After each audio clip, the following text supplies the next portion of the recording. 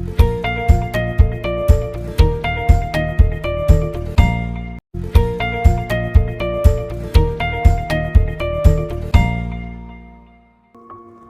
The lord. యేసుక్రీస్తు దివ్యనామంలో ఉదయకాల సమయంలో వాక్యం వింటున్న వీక్షిస్తున్న మీ అందరికీ నా హృదయపూర్వక వందనాలు తెలియజేస్తున్నాను. ఉదయకాల సమయంలో దేవుడు ఒక అద్భుతమైనటువంటి మాట ద్వారా మనల్ని అందరినీ బలపరిచి మనల్ని పురికొల్పాలని ఆశపడుతున్నాడు. పరమగీతాలు 2వ అధ్యాయం 14వ వచనం, ఆఖరి వచనం వరుసలో నీ స్వరము నాకు వినబడనిమ్ము. ఎంత అద్భుతమైనటువంటి మాట కదా.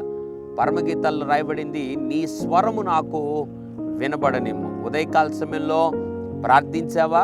ఉదయకాల సమయంలో దేవుని స్వరము వినాలన్నటువంటి తృష్ణ తపన కలిగి ఉన్నావా?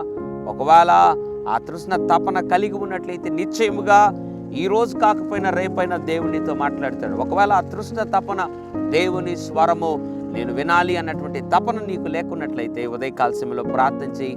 నీ స్వరము నాకు వినబడనిమ్ము, నీ ముఖము నాకు కనబడనిమ్ము, నీ స్వరము నాకు వినబడనిమ్ము ప్రభువా అని ప్రార్థన చేయగలిగితే నిశ్చయముగా ఇంతకాలం ఏ విషయాల కొరకై నువ్వు ప్రార్థన చేస్తూ ఉన్నావో, ఏ విషయాల కొరకై దేవుని సన్నిధిలో ఎత్తిపడుతున్నావో ఆ విషయాలన్నిటినీ దేవుడు జ్ఞాపకం చేసుకొని అతి త్వరలో నీకు తన స్వరము ద్వారా దేవుడు తను ఏమి మాట్లాడినై ఉన్నాడో నీకు వినిపించబోతున్నాడు. నీవు ఇంతవరకు చేసినటువంటి ప్రార్థన, నీ బిడ్డల నిమిత్తం చేసిన ప్రార్థన, నీ భర్త నిమిత్తం చేసిన ప్రార్థన, నీ వ్యాపారం నిమిత్తం చేసిన ప్రార్థన, లేదా నీ బిడ్డల వివాహం కొరకై చేసినటువంటి ప్రార్థన, ఏ ప్రార్థన అయితే చేసే వాటన్నిటినీ దేవుడు విన్నాడు.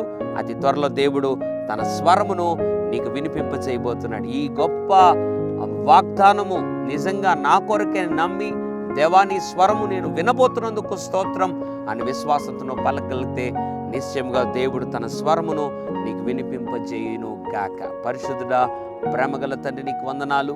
నీ స్వరము నాకు వినబడనిమ్ము అని ఎంతమంది అయితే ఈ సమయంలో పరమగీతాలు 2:14 ప్రకారంగా ప్రార్థన చేస్తున్నారో వారికి నిశ్చయముగా నీ స్వరము వినిపింపజేసి వారి జీవితంలో గొప్ప కార్యములు చేయమని, అద్భుతాలు చేయమని యేసు నామములో ప్రార్థిస్తున్నాము తండ్రి.